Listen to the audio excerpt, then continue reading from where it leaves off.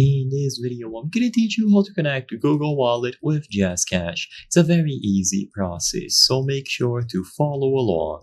In this video, I'm gonna teach you how to set up your Google Wallet in conjunction with a JazzCash card. So to do this, you will have to start this process on the Google Wallet itself. So open the Google Wallet app, and inside you will see the option to add a new payment method or a card. So just tap Add a Card or Add a Payment Method. Now, you can select credit or debit card to confirm that you want to add one, and now you are able to input all of the details about your JazzCash card. In here, you will have to input the full card number, the expiration date, and finally the security code.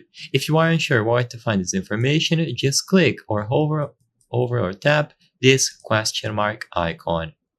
So grab your physical or virtual card and then input the details as requested.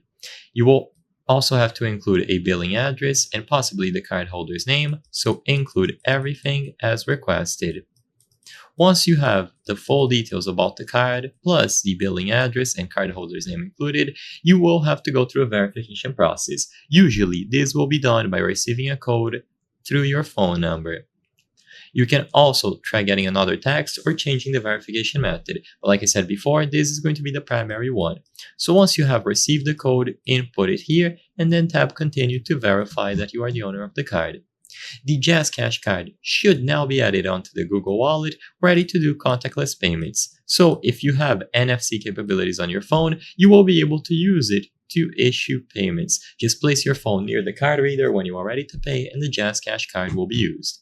I hope I was able to help you on how to connect Google Wallet with JazzCash. If this video helped you, please be sure to leave a like and subscribe for more very easy tips. Thank you for watching.